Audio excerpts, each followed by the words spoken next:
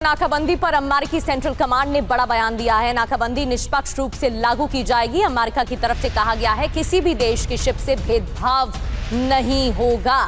नाकाबंदी निष्पक्ष रूप से लागू। वहीं नाकेबंदी पर यूएस ईरान के बीच बढ़ते तनाव को लेकर खबर। नाकेबंदी किए जाने के बाद आईआरजीसी की यह धमकी है। खाड़ी और ओमान सागर को निशाना बनाए जाने की धमकी। खाड़ी और ओमान सागर का कोई बंदरगाह सुरक्षित नहीं बचेगा। तो देखिए ये साफ है कि किस तरीके से नाकेबंदी हो चुकी है और आईआरजीसी की भी ये धमकी, जहां खाड़ी और ओमान सागर पर टारगेट की ये धमकी। हालांकि पिछले 12 घंटों में नाकेबंदी के काउंटडाउन के तहत चर्चा यही थी कि इस नाकेबंदी के बाद क्या एक बार फिर से सीज फायर तोड़ते हुए हमले शुरू हो सकते हैं। लेकिन अब बड़ी खबर यह है कि सीज फायर की डेडलाइन होने से पहले ही एक और स्तर पर बातचीत की संभावनाएं हैं। फिलहाल जो इंफॉर्मेशन फैक्ट्स के साथ हम आपके सामने रख रहे हैं उसमें यह भी बताते हैं भारत किन देशों से सबसे ज्यादा गैस आयात करता है और स्ट्रेट ऑफ हार्मूज के तालेबंदी से ही भारत पर क्या असर पड़ेगा, क्योंकि किन देशों से गैस का आयात, जहां पर देखिए किसकी कितनी हिस्सेदारी है, कौन से क्षेत्र में, उस लिहाज से यह आंकड़ा आपके सामने रख रहे हैं। जहां कतर की देखिए 33.1% और मिडिल ईस्ट में ही, वहीं यूएई की बात करें तो 24.8%, कुवैत 7%, सऊदी अरब 6.7%, ओमान 3.8%। बड़ी बात यही है कि मिडिल ईस्ट पर गैस सप्लाई की भारी निर्भरता।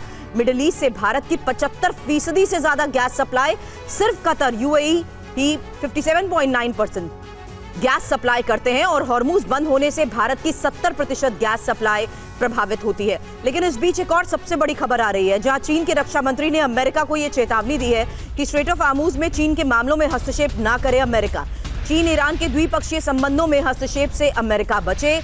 ईरान के साथ चीन के व्यापार और ऊर्जा समझौते हैं। और इजरायली सेना चीफ ऑफ स्टाफ जमीर ने बड़ा बयान दिया है। ताजा हालात की समीक्षा की है जमीर का बयान। ईरान के खिलाफ बहुआयामी लड़ाई की तैयारी की गई है। वहीं नाकेबंदी के बाद ईरान ने जवाबी कार्रवाई की धमकी भी दे दी और खाड़ी देशों के बंदरगाहों पर जवाबी कार्रवाई की यह धमकी है। नौसैनिक क्षमताओं में गिरावट के बावजूद मुकाबले के लिए तैयार और ईरान के पास अभी भी हजारों सीसाइड ड्रोन मौजूद हैं। तनाव के बीच लगभग 800 जहाज हॉर्मूज के पास फंसे हैं, जिस बात का जिक्र हमारे सहयोगी मनीष ने भी अभी किया। हालांकि फंसने वाले जहाजों में 400 तेल टैंकर शामिल बताए जा रहे हैं। हॉर्मूज पर स्थायी नियंत्रण की ईरान की तैयारी तेज है। ईरानी संसद तैयार कर रहा है विधेयक का मसौदा। रियाल, युआन और क्रिप्टो में किया जा सकेगा भुगतान। संसद की ऊर्जा समिति के नेता जलील मुख्तार का यह बयान सामने आया। डॉलर से मुक्ति की दिशा में यह पहला कदम, जलील ने कहा। अब आपको यह भी बताते हैं कैसे ईरान और इजरायल के बीच बढ़ते तनाव ने पूरे अरब को खतरे के साए में ला खड़ा किया है, क्योंकि दावा है कि अरब जंग छिड़ती है अगर, तो ईरान के निशाने पर अरब के वो सबसे महत्वपूर्ण बंदरगाह और तेल ठिकाने होंगे जो दुनिया की इकोनॉमी की लाइफलाइन है। एक एक करके वही अरब में ईरान के टारगेट्स की इंफॉर्मेशन आपके सामने, क्योंकि बात यूएई की करें तो फुजेराह तेल बंदरगाह और जेबेल अली बंदरगाह, अल हमरिया पोर्ट। इसके अलावा सऊदी अरब में किंग फहद औद्योगिक बंदरगाह, रास तनुरा रिफाइनरी और बंदरगाह, यानबू बंदरगाह। इसके अलावा बात बहरीन की करें तो खलीफा बिन सलमान बंदरगाह और कुवैत में शुएबा बंदरगाह।